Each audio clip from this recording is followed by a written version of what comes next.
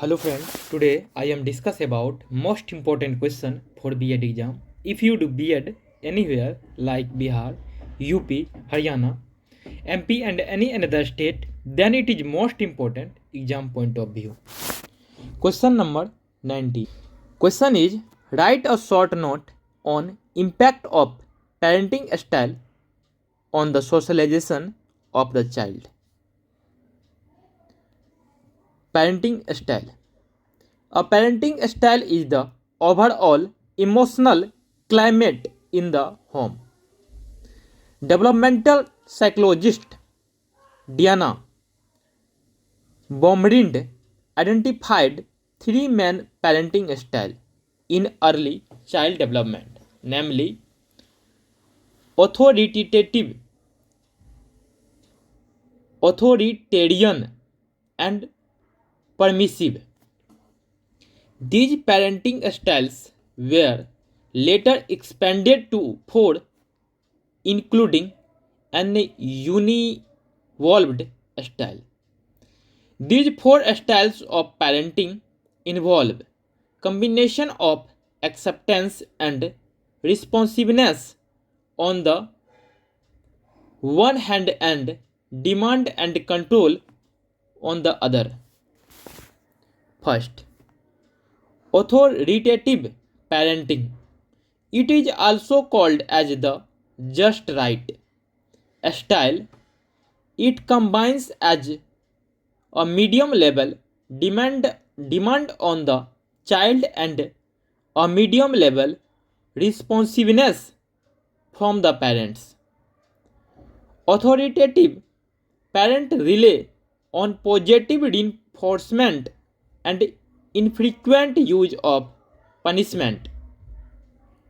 Parents are more aware of a child is feeling and capabilities and support the development of child is autonomy within reasonable limits. There is a give and take atmosphere involved in parent child communication, and both control and support are balanced.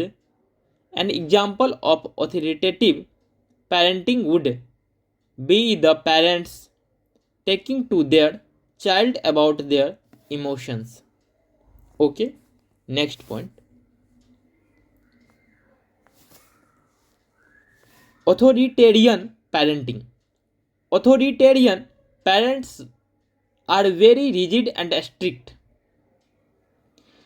They place high demand on the child but are not responsive to the child.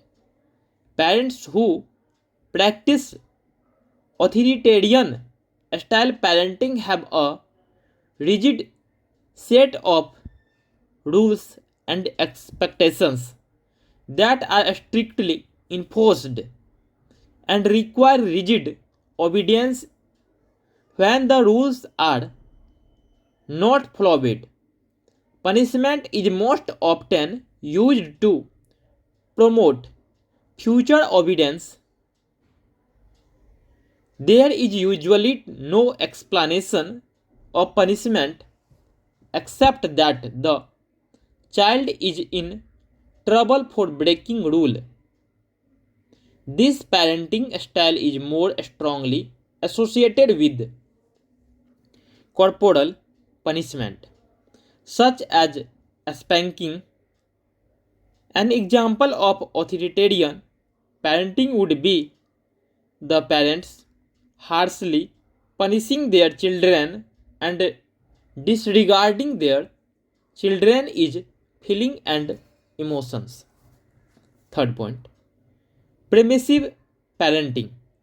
Permissive or indulgent parenting is less popular in middle class families than in working class families. In these families, seeing a child is freedom and autonomy are highly valued, and parents tend to rely mostly on reasoning and explanation. Parents are undemanding, so their tend to be little, if any, punishment or explicit rules in this style of parenting.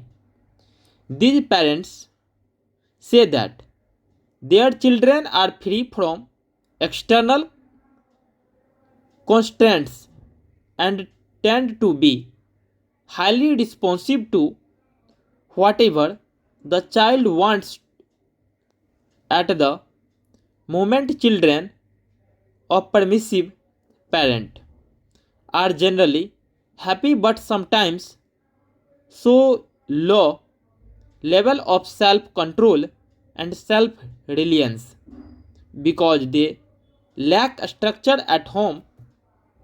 An example of permissive parenting would be the parents not disciplining their children. Okay? Next point. Uninvolved parenting. Uninvolved or neglectful parenting style is when parents are often emotionally absent and sometimes even physically absent. They have little or no expectation of the child and regularly have no communication. They are not responsive to a child's need and do not demand anything of them in their behavioral expectations. If present, they may provide what the child needs for survival with little to no engagement. There is often a large gap between parents and children with this parenting style. Impact of parenting style. First, development of relationship. This interaction can be observed in the development of the earliest relationship between infants and their parents in the first year. Psychologists believe that the development of this attachment is as biologically natural as learning to walk and not simply a byproduct of the parents' provision of food or warmth. Rather, attachment have evolved in humans because they promote children is motivation to stay close to those who care for them and as a consequence to benefit from the learning, security, guidance, warmth, and affirmation that close relationship provide. Next point. Developing peer relationship. Parent-child relationship are not only significant relationship in a child's life, but peer relationships are also important. Social interaction with another child who is similar in age, skill, and knowledge provokes the development of many social skills that are valuable for the rest of life. In peer relationship, children learn how to initiate and maintain social interaction with other children. They learn a skill for managing conflict such as turn taking, compromise, and bargaining. Okay? Next point. Developing social understanding. Okay? Children experience of relationship at home and the peer group contributes to an expanding repertoire of social and emotional skill and also to broadened social understanding.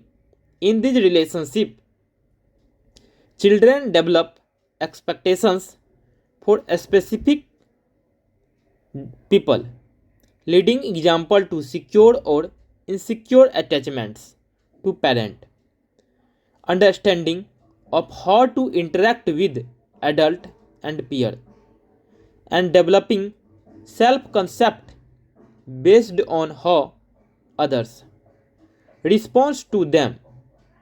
These relationships are also significant forms for emotional development. Fourth point, personality development. Parents look into the faces of their newborn infant and wonder what kind of person will this child will become. What? They scrutinize their baby is preference, characteristics and responses for clues of a developing personality. They are quite right to do so because temperament is a foundation for personality growth. Childhood, social and personality development emerges through the interaction of social influences, psychological maturation, and the child is representations of the social world and the self. Fifth point, developing social and emotional competence. Social and personality development are built from a social, biological, representational influences discussed above. These influences result in an important developmental outcomes that matter to children, parents, and society. A young adult's capacity to engage in socially constructive action, helping, caring, sharing with others, to curb hostile or aggressive impulses, to live according to meaningful moral values, to develop a healthy identity and sense of self, and to develop talents and achieve success in using them. These are some of the developmental outcomes that denote social and emotional competency. Thank you, friend. Hope you will learn something new. Thank you for watching this video. Please like, share, and subscribe. Thank you.